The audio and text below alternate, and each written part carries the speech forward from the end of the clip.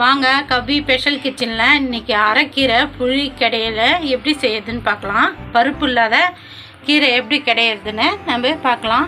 நான் ஒரு கத்தை கீரை எடுத்துக்கிறேன், ஆஞ்சி வாஷ் பண்ணி வச்சுக்கிறேன். 2 தக்காளி 50 கிராம் இருக்கும், பூண்டு பல் 20, ஒரு நெல்லிக்காய் சைஸு நான் புளி எடுத்து வச்சுக்கிறேன், பச்சை மிளகாய் 5 பச்சை மிளகாய். எப்படி செய்யுதுன்னு பார்க்கலாம் வாங்க. அடுப்பத்தை வச்சு ஒரு பாத்திரம் வச்சாச்சு. கீரை முழுகிற அளவுக்கு தண்ணி ஊற்றிக்கலாம். கொஞ்சம் அரைக்கீரை நல்லா ஆஞ்சி வாஷ் பண்ணிவிட்டு வேக வச்சுக்கலாம்.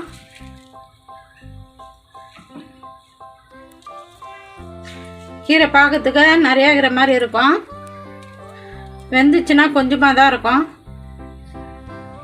பச்சை மிளகாய் 5 பச்சை மிளகாய் போட்டுக்கலாம் காரத்துக்கு. 2 தக்காளி கட் பண்ணி போட்டுக்கலாம். பூண்டு பல் ஒரு 20 பல் போட்டுக்கலாம்.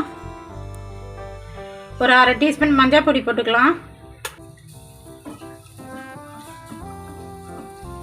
நல்லா மிக்ஸ் பண்ணி விட்டுக்கலாம்.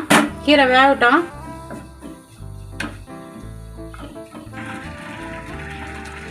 கீரை வேக வச்சோம். கீரை நல்லா வெந்துடுச்சு. இப்போ நம்ம இதை இறக்கிட்டு தண்ணி தனியாக இருத்தலாம். தண்ணியை தனியாக எடுத்துகிட்டு கீரையை மட்டும் எடுத்து ஒரு தாளிப்பு, கீரைக்கு ஒரு தாளிப்பு கொடுத்துடலாம்.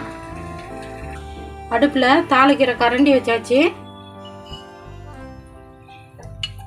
ஒரு 2 டீஸ்பூன் எண்ணெய் ஊற்றிக்கலாம். வெங்காயம் வடகம் ஒரு டீஸ்பூன் போட்டுக்கலாம்.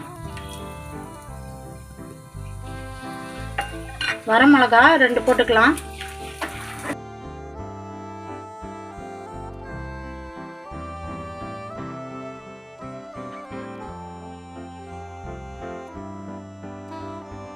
தாளிச்சாச்சு, கீரையில் கொட்டிக்கலாம்.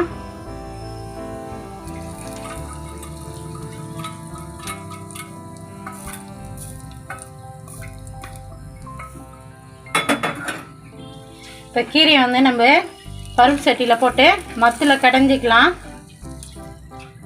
இல்லைன்னா மிக்சியில், பருப்பு சட்டி இல்லைன்னா மிக்சியில் ஒரே ஒரு பல்ஸு விட்டு நம்ம இறக்கலாம். ஆனால் இப்போ மிக்சியில் தான் நான் போட்டு ஒரு பல்ஸு விட போகிறேன்.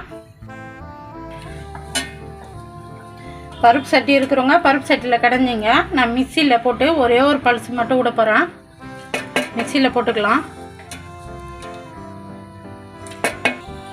ஒரு நெல்லிக்காய் சைஸு நம்ம புளி எடுத்து வச்சுருந்தோம், அதை கரைச்சி அந்த புளி தண்ணி ஊற்றிக்கலாம் கீரையில். இந்த கீரைக்கு தகுந்த மாதிரி உப்பு போட்டுக்கலாம். இப்போ இது ஒரே ஒரு பல்ஸ் போட்டு எடுத்துன்னு வந்துடலாம். கீரை நம்ம கடைஞ்சாச்சு. கீரைக்கு ஒரு தாளிப்பு கொடுத்துடலாம். அடுப்பில் தாளிக்கிற கரண்டி வச்சாச்சு. ஒரு 2 டீஸ்பூன் எண்ணெய் ஊற்றிக்கலாம். கடுகு அரை டீஸ்பூன் போட்டுக்கலாம். வரமிளகா 2 போட்டுக்கலாம்.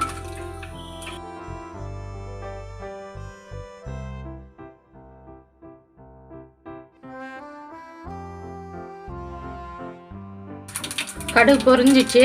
தாளிச்சதை கீரையில் கொட்டிக்கலாம். கவி ஸ்பெஷல் கிச்சனில் இன்றைக்கி அரைக்கீரை புளி கடையல் எப்படி செய்யுதுன்னு பார்த்தோம். கீரை வந்து பருப்பு போடாமல் நம்ம எப்படி கடையிறதுன்னு பார்த்தோம்.